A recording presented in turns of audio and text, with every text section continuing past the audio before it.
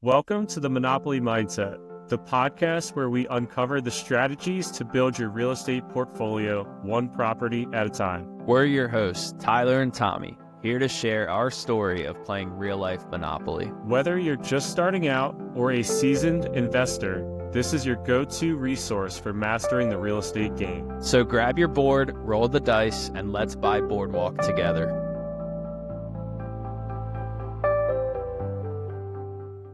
Welcome back to Monopoly Mindset, episode 32. If you didn't listen to last weekend, we had Tommy's cousin and I guess my cousin now too, Jonathan Ryder, who, in my opinion, is like a very inspirational story in the fact that he went to college, got an engineering degree, did it for a year, realized that he couldn't sit in an office all day and just quit his job, basically moved across the country and started working for a house flipper for $20 an hour. And now he owns his own contracting business. So, that's a really easy thing to say that you're going to do, but it's a very difficult and scary thing to actually do, to take that leap, especially, without like having multiple rentals to kind of make up for that. So go ahead and listen to that. It was really cool. Jonathan's story, to Ty's point, was really, really cool. Loved hearing it firsthand. But like one of the other things I thought that he touched on that was so interesting is just the time. Like how much time he put into perfecting his craft and wanting to get into real estate investing. And he wanted to get into real estate investing, and then he spent several years of working as a contractor, and then finally decided to Airbnb out his personal or primary home, move out of it, realize, hey, managing an Airbnb by myself isn't necessarily worth it. He did buy that primary though, so they fixed it up. They made a lot of sweat equity in that property, and he's like planning on selling that house to then start flipping and buying some other houses as long-term rentals. So it's always been like this slow, thought out plan. And I think in today's society, everybody wants everything yesterday or super quick, super fast. And it's really nice to see somebody that looked at this from a, like, hey, let me slow down perspective. Like, time is on my side. I just have to get started and keep building. Yeah, and he also did the thing that everyone says you should do, which is go work for somebody for free and get experience. Now, he wasn't working for free, but he said he took a pretty large pay cut to go work for a guy that was flipping houses, and he gained so much experience. And I don't know how long he worked for him, but let's just say 2 to 3 years, I don't know. But you basically go work for somebody for either free or really cheap and get all the experience. And now he has all the experience, so okay, now I can go flip a house myself. And he said like once he kind of started doing his own side jobs, he was like, oh, I'm going out, I'm giving quotes, I'm coming up with the costs. Like I'm basically now at the point where I'm doing everything he was doing, so I'm going to go ahead and branch off. So yeah, it was a cool story. And not to mention his running thing, being an ultra marathon runner, like completely fascinates me. So yeah, it's so cool. Yeah, but today we're gonna go back to doing a pass and go segment. I'll go ahead and get started today. So Ty's got a lot going on. Yeah, mostly still with like my primary. I was debating whether we're calling it a live-in flip or not. And Danielle the other day was like, Tommy's calling it a live-in flip, and I was like, call it what you want it. But yeah, it might be that to a certain extent. So yeah, starting with the house that I just moved out of, the contractor pretty much finished everything last night. He sent me a ton of videos and pictures, and it looks pretty good. I did end up tearing up all the tile and the carpet and laying LVP throughout the whole basement. So it definitely was a little bit more expensive than I thought. But I think the first time I was using this guy, he was very responsive and like kept sending me pictures. Like every day he'd send me videos and pictures. Last night he stayed at the property till like 10 o'clock, and he's like texting me. I'm like falling asleep, but he's like sending me all these videos, and like I appreciate that a lot. Like it's sometimes contractors aren't as responsive as I want them to be. But yeah, I think everything came out pretty good. So I'm still doing like a lot of work myself. Like I was actually there all weekend, like all day Saturday and Sunday. Mostly just like cleaning it out still. There was a lot of trash. I went to the dump twice or the landfill twice. And then I'm doing like smaller paint touch ups, like filling nail holes and spackling and then repainting. We had like a 5-gallon bucket of paint that was like our whole house, and I opened it up and it was just black. And I think it's bad, but I basically I mixed it, tried to paint, and there was just like these black smears that were showing up on the wall. So he bought new paint. So I'm actually going there today after work, and I'm gonna try and get pretty close to finishing it up, and hopefully take pictures in the next week or so, and get it posted. I'm still shooting for October 1st, but yeah, I mean he added a closet to a room to make it a bedroom, and then he we opened up a bedroom to make it an office, and he put that wall back to make it a bedroom again. So it's a 4-bed 2-bath with the basement looks really good. I'll send you a picture or video, but the LVP came out really good with the rest of the basement. So you decided against, like last time we talked about it, you were kind of in between like half carpet, half leaving it, not digging it up. Like, so did you dig up all the tile and then put the LVP on it? Yeah. I would have gone with the tile if they could find the exact tile, but I just didn't want like 2 different color tiles. So yeah, it was like I think it was like a $1,500 to $2,000 more to dig up the old tile and carpet and lay the LVP, even though I own the LVP, so that doesn't even include cost of the flooring. But they bring in a machine to like dig up the tile, and yeah, so it was like $2,000 more. But I think in the long run, it looks a lot better. I like that it's all one like uniform flooring in the basement, and the stairs are still.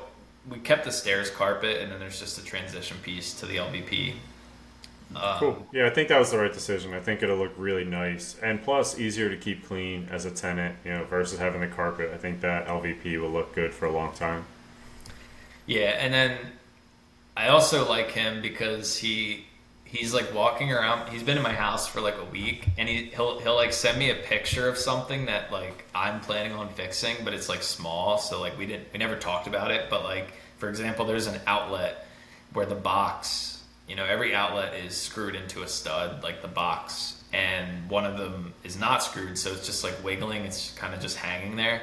And he'll just like send me a picture of this stuff and be like, "Yo, I can fix this for like $75. Do you want me to do it?" And I'm like, yes, like yes, please, because that's gonna take me however long to do it. Like, so he sent me a picture of like a few different things. It was like, you want me to do this too while I'm here? And I'm like, yes. And then Danielle went Monday to like she was weeding outside. He was like, you want me to give you a quote to fix the gardens? And we were like, sure. I mean, you can give us a quote. I don't know if we're gonna pay him, but yeah. And then he also was like, I can do bathrooms too. He just like threw that out there, and I was like, I'm kind of in the market for that. And he was like, yeah, so he's gonna come here and give me a quote. I don't know if I'm gonna do it anytime soon. Again, I kind of put that on the back burner, but Where did you find this contractor? Google. I mean, he came up. I was just searching for like handyman, because the work that I had done is not like, I guess it's like contracting. Like, he put in a wall and he added a closet and he did LVP, but he markets himself as like a handyman. But when he came out, he was like, yeah, I can pretty much do everything. And he was very quick. Like, from when I first called him until when the work is done was like very quick, in my opinion. And that in this case was one of the reasons that I went with him. Because I have a contractor that I really like, and I will continue to use him. He's fair prices, and he does a great job. He just is very busy with bigger jobs, and so I think he might not call me back for like a week because he's busy. And in this scenario where you're trying to get a new tenant like as fast as possible, speed is definitely something that you're going to weigh very heavy in terms of contractors. Now, I wouldn't go with a worse guy and a more super expensive because of the speed, but this guy seemed pretty good. So, I mean, I took a risk. I didn't have any referrals or anything, but he had like 100 plus Google reviews, and they were all like, 4.8 stars or whatever. So it worked out good so far. So I'll show him the bathroom, see what he has to say, and see what his quote is. And he did show Danielle pictures of tile that he's done, and she said it looked pretty good. So yeah, we'll see. Cool, that's great. It's always nice when you get a new contractor. I mean, even when you helped us find the one up in Scranton, that was awesome. Like just having his name and number, and I still have to reach out to him because there's a couple odd things that I want to get done up there, and yeah, I'm pumped. So anytime you get a new handyman, it's always a good thing as a landlord. Yeah, that's Ernie. I would reach out to him. He's cool too. Very old school. Like he mailed me an invoice for how much we owe him for like it was like $104, and then I mailed him a check back. So, I like him too. But yeah, and then also because now I have two properties 45 minutes away, and this guy is a handyman, it'll be kind of nice to have him more on call now that I have a relationship with him to fix like kind of any issues that come up. So, yeah, being 45 minutes away, I'm not going to want to go to these properties as much to fix like small things like I do now at the duplex. But duplex, I had a tree fall in the front, or like across the driveway, so I got that cleaned up pretty quickly. Luckily, the guy that cuts my grass will also like cut up trees, so that was like $200. Got it done in like 2-3 days. Again, these are just things that might scare people away from real estate. You get a text from a tenant that says, "Hey, there's a large branch in my driveway," and like I don't know, it's like a 5-minute text conversation. "Hey, can you do this?" "Yep, I'll be there Monday. $200." "Okay, cool." So, and then the last thing I'll say is on my current house, we have 2 rooms left to paint. Painted my office so I can finally start decorating instead of having this white wall behind me. But we ordered a new stove cooktop. So like we have an island where our like electric stove is, and then we have a separate oven. So it's not like stove oven built in one, they're separate. So I ordered this electric cooktop, just like the glass top where the heats up red or whatever. And I measured the width of the current one. Went online on Home Depot. Okay, there's 2 standard sizes for cooktop. There's 30 inches, 36. My current one was 36. I bought the 36. I made the mistake of not measuring the depth. So our cutout and our countertop was like 36 by like 25. The one that I bought's like 36 by 21. So first, it took me like 2 hours to get this old one out because I didn't realize that this wasn't just like a standard cooktop. It's called a downdraft, where you don't have a hood, like a vent above. It's this whole system that you can turn the fan on, and it sucks, like, when you're cooking and whatever, you turn the fan on. It sucks everything down. So like I have this like 6-inch pipe that goes down into the basement and then out of the house. And that's a special type of oven.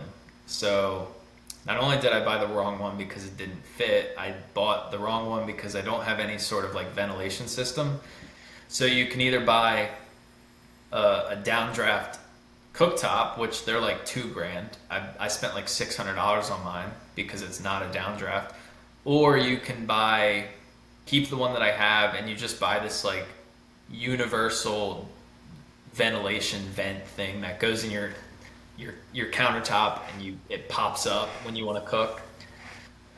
So yeah, I think I'm gonna buy that now. And that thing's the vent thing is more than the cooktop itself. It's like $900. And then immediately I was like, okay, we either have to return this cooktop or get new countertops for the island. And there are no cooktops. Like everything at Home Depot and Lowe's is like standard size for like today, or like say 2000 and on. Everything's standard. Nothing in my house is standard. Like it's all 1975. So like the cutout that we have in the countertop is not going to fit basically any cooktop that I find online, unless I got something like super custom and spent like a ton of money. So we're going to get new countertops for the island. And then I also like damaged. So island only countertops. For now, yeah, that was a debate that we were having. And then the old oven, the old cooktop, you could say, oh, put it back, but I like tore it apart taking it out, and now it's in a landfill. So maybe I'll be like that guy searching for his Bitcoin in the landfill, searching for my old cooktop. Yeah, Danielle called me and we were talking, and she said that basically the old stovetop is trash and cannot be reused. And then she was saying that she was on her way to look at some countertops, but she said that there was no way that she would do just the island countertop. And we were trying to say it doesn't look that bad if you get like a newer one. Like, you know, it is common, right, to have the island not match like the other countertops and kind of have like the island pop. And we're like, think you're going to need a new countertop with like what you have going on there. And I think that was like, I was trying to tell her, I think that's the route that will end up happening. So it's funny to hear that it is. Well, I told her I would do all the countertops now. To throw out some numbers, so we could get all the countertops, which is 4 countertops, because we have like the island, the main countertop, which is pretty large. Then we have like a second sink, like our coffee station area, and then we have like a built-in desk in the kitchen. They were gonna do all that. So if you wanted to do granite was like 4,700, and I was like, okay, like that's actually not bad. Like I will do all of it right now. She wants quartz though, which is 10 grand, and I was like, I'm not doing 10. Like I'd rather buy the fence, right? Or like that's like half of the bathroom. So in her mind, she actually was like, all right, we're gonna do the cheapest possible thing for the island, which is laminate. It's like $700 to do the whole island in laminate, with the idea that we're going to replace all of it in the next year or so. So it's a temporary solution. Personally, I would do all of it now for the 4,700, but she wants to eventually get quartz. And I was like, look, I don't know that I'm ever going to want to spend 10 grand on countertops. Like it's just so much money for like something that to me doesn't change my life like I don't care what my countertops look like. So it's like, it's so much money to not. I know it adds value to the house, so like I can't argue with that, but it doesn't affect, like I just don't care enough, you know, like I don't. And to me, like marble or granite is great for 4,700. Quartz to me is the same thing, and it's twice as expensive. But so yeah, I'm with you. It's tough to decide like what the differences are. I think we just got granite. I could be wrong. I think we got like a white granite, if that's the thing. I can double check, but I think we spent roughly around 5,000 for our countertops, and it makes our kitchen look a lot nicer. We had like a weird issue with our countertops again. We had like an old 2000s house. We had a desk in there, so we replaced the desk with some shelves, or not shelves, with some cabinets underneath of it. But we also had like a tiered system. So like we had a countertop and then like got raised and then went more, and that just took up all the space. It was like really awkward, so we had to like get it lowered and level, and now we just have like one massive countertop. So we like that a lot more. I think, have you been to our house since we've done the new countertops? Yeah, when I lost your Yeti, I think it was finished. Oh, yeah. Speaking of that, did you order me a new one? Yeah. Anyway, so they make this new stuff they make this new stuff called Thinscape, which is like, it's kind of like engineered hardwood, where it's not like laminate, but it's not real hardwood either. It's like I think it's like compressed particle board. Like it is compressed wood underneath, but the outside is like a really hard. It honestly almost feels like stone, And so it's not quite as expensive as like quartz, but it's more expensive than like your old school laminate, where like the old style where it just you could like peel off the top layer. This is like not it's not like that. However, we are doing like the old stuff. We're doing the cheapest possible option, which is like straight up laminate, I think. We haven't ordered it, but we're probably going to order it today because we don't have a stove for the next 2 weeks or so. So, And yeah, you're hosting your family in 3 days. yeah. Well, your mom stopped by and she bought one of those portable electric cooktops from Walmart and gave it to us. So we have something to cook on, but yeah, that was kind of I don't know, things just seem to keep going wrong because of the age. And like, you think like, oh, you just go to Home Depot and buy this replacement. And then, oh, of course, nothing is standard size in a 50-year-old house. So yeah, it's making me, for my next house, want to do a new build really bad.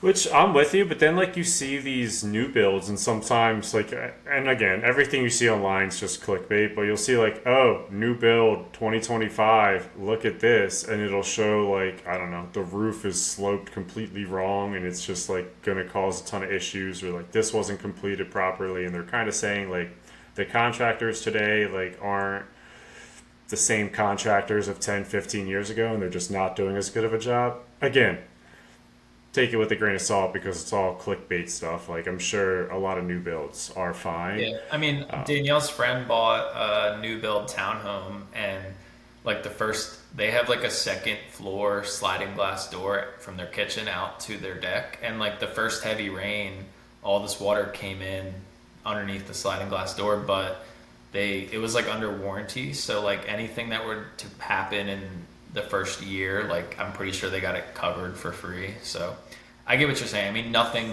For example, this cooktop that we took out was probably 25 years old and it still worked. It was just extremely ugly and weird, and like I didn't like it. But like, yeah, I mean, nothing's built the way that it used to be, right? But it's just tough when nothing is like standard sizes, because everything now is just standardized. Like at Home Depot, like everything's standardized basically.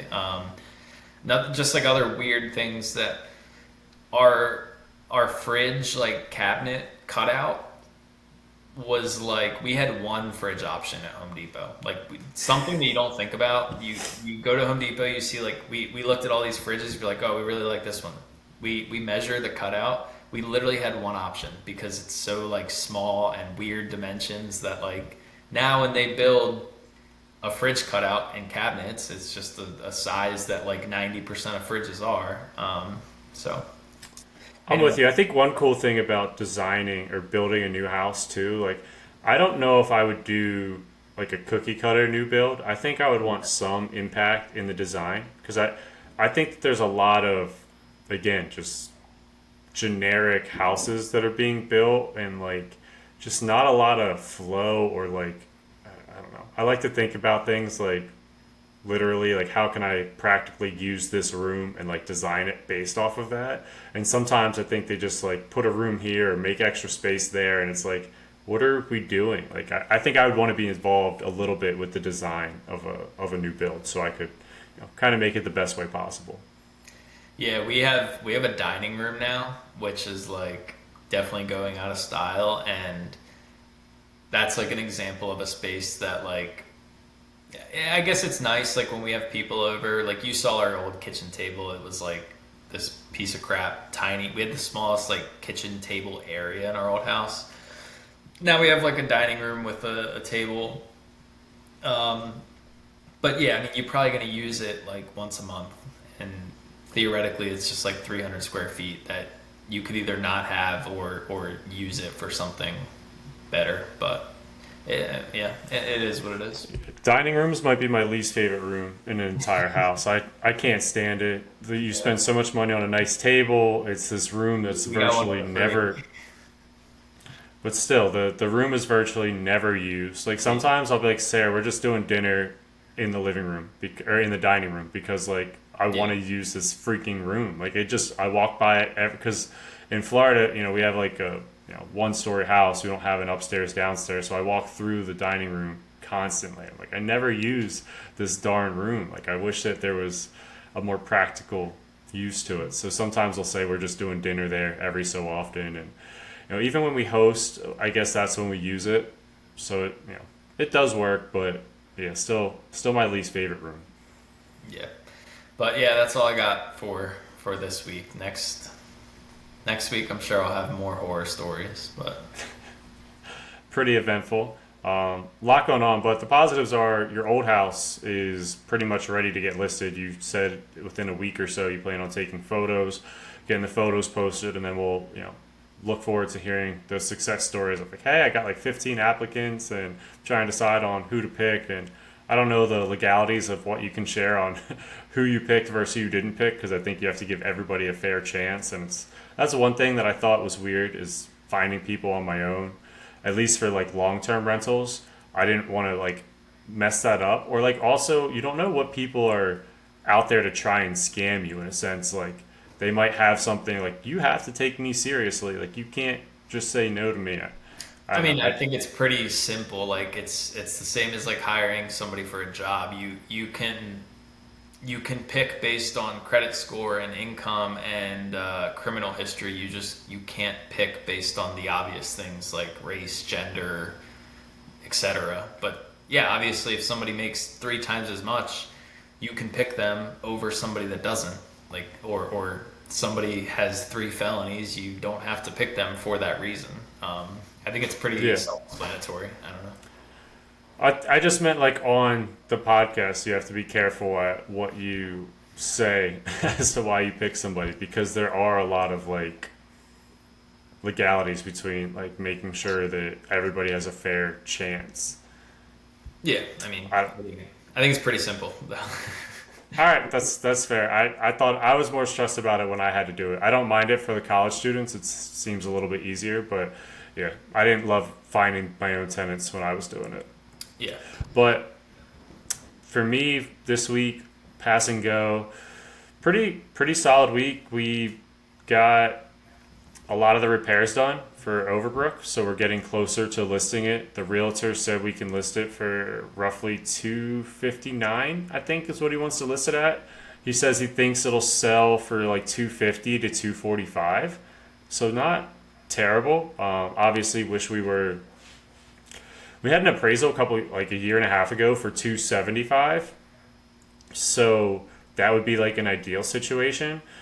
But I think we're content at listing it for 259. We want to try and get it sold here relatively quickly. We owe 165 on the property, so almost like $95,000 we'd get. Then obviously we're gonna have to pay taxes, pay realtor fees. We put about The other thing we talked about was the repairs. I thought it was going to be almost $20,000 in repairs to get this thing like up to speed and like in good shape. My realtor, after the kids moved all their stuff out, did a second walkthrough and said this property is not nearly as bad as I thought it was. His contractor went, obviously, because my property manager's contractor is still a little bit busy. So we had the realtor's contractor show up, and he actually gave us some really good prices. They said it was only going to cost us like $3,000 to get everything done. $600 for like junk removal, where we had this guy just go in and take everything out of the house, so it's basically completely empty. And then the front of the house had a kitchen window added to it. We kind of redid the kitchen, and when they added it, they never fixed the siding, so it was just like, not holes in the wall, but they basically had it looked very, very bad. Like if it says like Lowe's is doing this house, like kind of behind the siding of a house, like that has like that protective layer. Yeah. It basically was just that shining, which didn't look very good at the front of the house. So I think they cleaned it up, added some added some shutters around it, so it looks a lot cleaner. So we got that done. The back of the house had paint chipping off of it, and it looked pretty terrible. So we had the back of the house just like sanded down a little bit and then repainted. Looks like a completely new house. Looks awesome from the back. There were these old falling down screen doors that looked horrible. We just ripped them out and like repainted around them. So there's still doors to enter from the basement, but the screen doors are removed. just cleaned up the whole back of the house, and there were some odds and ends on the inside of the house that we were getting done, like kind of what you mentioned with your contractor, fixing this, fixing that, and then 3 grand the sounds back. amazing for all of that. Like I feel like 3 grand barely gets you anywhere these days. 100%. Like it felt extreme, like almost so cheap that I was like, you know what, Noah? Like I want to do a little bit more. Like let's have him paint the bathroom because I think bathrooms are huge selling pieces, kitchens, bathrooms, and this only has one bathroom downstairs and it's got a half bath upstairs. But I'm like, let's try and get as much value as we can out of this house. So had it also added to him repaint the entire bathroom and then we're gonna get permaglaze done, where they basically come and like reglaze over a tub, and it makes it look pretty new and like a lot nicer. Had it done once before, so we're gonna have a guy come out and do that to our bathtub, and Can I they change think. the color? Like we have like an old yellowish tub. Could they make it like white? Yep, that's exactly what they're doing. They're coming in, they're gonna make it white. So I think ours is like an old reddish color, like looks pretty weird. So he's gonna basically just glaze it white. I think you can pick whatever color you want, but we just said like a standard white, and I think that makes the bathroom look significantly better. Just to repaint and then permaglaze the tub. I think it's. I don't know the cost because he has to go there and it's like a job by job basis. When I had it done before, it was like $1,500. I think it was a little bit pricier because we had a DIY job done by the previous owner and he made it very very difficult to reglaze over it. He like grouted like way too much between everything and they had to remove all the grout and he caused a lot of problems. Where this time I'm hoping it's like under $1,000. I don't think it's going to be very expensive. So I'll update, next week once that gets done. But for now, I think with all this being done, if we can sell it for 259 and not have to dump the extra money into it, that's a win for us. TDJ should walk around with roughly $50 to $55,000 after the sale, after taxes and everything else. So we're pretty pumped about getting this property unloaded. I think the cash flow on it was like $100 a month. So taking your $100 a month divided by 55,000, I don't know what the math is, but I'd say we're getting our cash flow up front, significantly. So it's sometimes good to unload a property, and this one just seemed to make a ton of sense. Yeah, what did that guy on the call yesterday or Monday said? So you take your cash flow per year, and if it's going to take you 10 years to get your equity, then you should sell. At least that was his like metric that he used. So in this example, you had $100 a month, right? So that's $1,200 a year. And you said how much equity do you have? Like 55. 55. So it would take you like 40, 50 years to get your equity and cash flow, and so that's an obvious sell. Whereas he was saying like if it took 10 years or less, you probably keep it. If it takes 10 years or more, then he would look to sell that property and buy something new. Yeah, and that's a good strategy. I've also heard people say like 5 years of cash flow. 10 years feels a little excessive, but that might be something I like in the sense that makes you want to keep a property longer if it's making decent cash flow, right? And then I've heard the 5 years, if you can get your money in 5 years, you might as well just sell it. And it's tough. Like, I mean, Ty and I go back and forth all the time with wanting to sell a property, not wanting to sell a property. Like, there's a hoarder in me that just wants to keep my properties forever because I think when you look at real estate as a whole, if you buy and hold forever, you're always going to come out on top. Like, you get the appreciation, loan pay down. There's all these other avenues that you're making money by owning the property. Once you sell it, I just see so many horror stories of like flippers that are flipping houses and they're selling like, yeah, I sold it for 200, now it's worth 400. Like that's an extra 200K that they don't get to be a part of, from an appreciation standpoint. And it's just like a lot of back and forth. There's like but if they took that 200K today and invested it in something else, it might also be worth 400 10 years later, right? It's not that they're just going to take that 200K and it's worth 200K in 10 years. They're going to take that 200K, put it into another flip, put it into another flip, put it into another flip, and then that 200 will probably turn in terms of flipping into 800 because that's like a job. It's active. It's a lot of work. But yeah, I mean, I agree. I want to hold on to everything. There has never been a time in, I want to say the United States history, but we'll just say like the last 100 years that You can pick any day in the last 100 years, any day on the calendar. There's never been a time that 10 years later real estate was less valuable. So over 10 years historically, real estate has gone up 100% of the time. Yeah.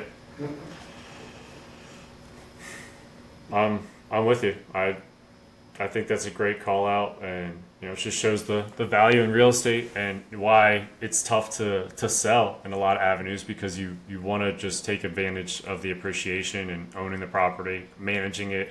It's not completely passive. There are some things that you have to answer, respond to phone calls, especially for you because you do more self-management. I still have property management that handles things, so I should be slightly less hands-on.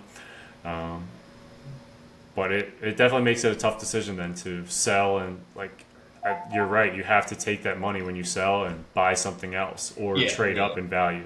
Yeah, there's nothing wrong with selling if you're gonna buy a better asset. And when you have a property, and I just told you about the one that I would consider selling. Like my duplex is my worst performing property, and at a certain point, it does make sense if you have a bad return on equity.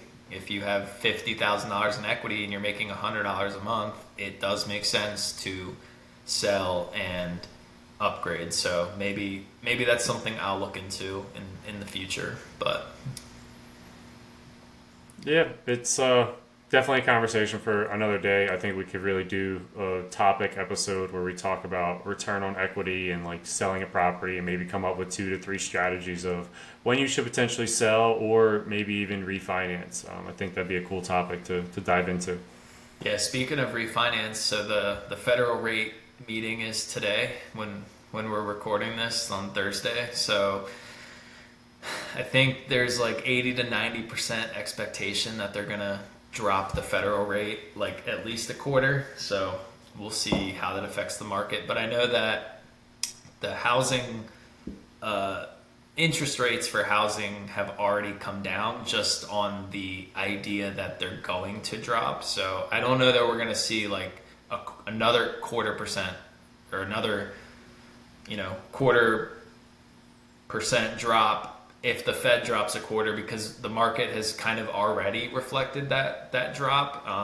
So yeah, we'll see how that plays out. I'm hoping that they just keep doing it in the next year, and in the next year or so we get a full percent. But yeah, I don't know.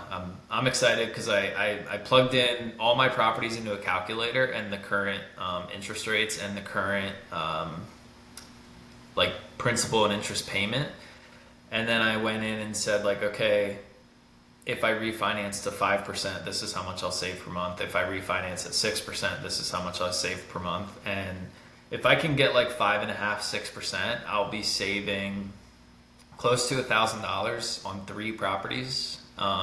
So to me, that's getting $1,000 extra cash flow without really doing anything. So hopefully we can get down to that 5.5%, 5%, but it might take some time. Yeah, we talked about it. It's going to be probably a little bit more depending on if you pull any cash out, but if you just keep the balances the same, then you can save $1,000 in cash flow. But yeah, I don't know.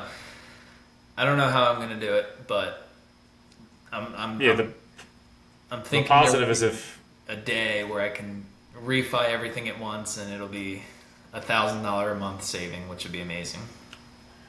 Yeah, I'm pumped to see rates get lower. I'm, speaking of refinancing, I'm going to order my appraisals here soon. I think that only buys me 30 days from when the appraisals are completed. But to me, as long as they're completed, then I can make an accurate decision. It's tough to say oh yeah, I'd refi for this cash out, but if I don't know what the house is going to appraise for, I don't technically have a number of what I can, pull out from a cash out perspective. So I think I'm going to go ahead and order the appraisals and hope that rates drop a little bit. I mean, I'm comfortable doing it now. I think I have a 6.75 rate that I was quoted. If they can drop to 6.5, but to your point, the rates are already lowered, so I don't know if it's going to get much lower from a DSCR perspective. I would still wait another 6 months to a year. And I don't know, your current rate is what? 4.9. Oh, so you're going up no matter what. I would probably wait a little longer if you can, just because I know the sentiment has been for years that they're going to drop, and then for the last like 2 years they really didn't. But it seems like we're actually starting to see that. I mean, today will be a tell, but personally, like I'm not even thinking about it. Even though like the 30-year average is down to 6%, which is great, I think I'm still gonna wait a few more, 6 more months, maybe a year, and until I really consider it. I think the problem for me is that I have so much equity that's trapped, and I Yeah. have an opportunity to do a line of credit, but I can't, like, I don't know if I'll do both properties from a refi perspective. What I could see me doing is refining one, and then whatever one's left, keeping on the original loan, and then applying for like a HELOC for what's on that other property. Does that kind of make sense? So I would tap into some of the equity, but then the other part of it we would just use a HELOC, which I can get because it's a rental property that's in my name, not in an LLC. And to me, like I would save a lot by doing it that way. Like it would give me access to capital if I want it, but then I'm not refinancing both properties completely. But I can't really make that decision until they're both appraised. So I'm with you. It might be smart, and like that kind of plays into it too. Like if I want to wait, like I could wait on one property, but I'm still leaning towards at least doing one and then doing trying to get a HELOC. So I don't know. Maybe I'll delay it another month. Like it's not something I need to do, but you and I are talking about wanting to figure out ways to access more capital and potentially buy additional properties, and like to me, that's one of the easiest ways that I can go. So that's definitely something I'm leaning towards doing, but I keep delaying it as long as I can. Maybe I'll push it another month or so. It's just I don't know in a month or so if it's really going to drop enough that makes it. No, it's not going to change in a month. That's why you need to wait like 6 months to a year, right? Because Yeah. like, yeah, I think they only have a meeting every 2 months. So not that the meeting directly affects mortgage rates, but it obviously tends in the same direction. So yeah, I and then I want to refinance this property, and I just bought it 2 months ago, not even a month and a half. So like I think for that I have to wait like 6 months to a year anyway, and so I kind of want to do them all at the same time. But yeah, things are still up in the air, but it's going in the right direction in my opinion. And then what's going to be interesting is when they do drop, our price is going to go up again. We'll see. I think they will. I mean, I know this isn't maybe what everybody thinks, but I'm under the impression that there's like millions of people like our age, like 22 to like 32, living at home with their parents or in some sort of like cheap, affordable living situation, waiting for rates to drop so they can buy homes. And I think once rates drop, there are going to be a lot of people that aren't in the market today that are going to start buying houses. I could be completely wrong on that, but that's what I'm thinking. Yeah. All right. Well, yeah. Do you have anything else for today? That's all I got. No, just that's everything. That's another pass and go segment. So thanks for tuning in, and we'll see you next week. Yep. Thanks for tuning in. Bye.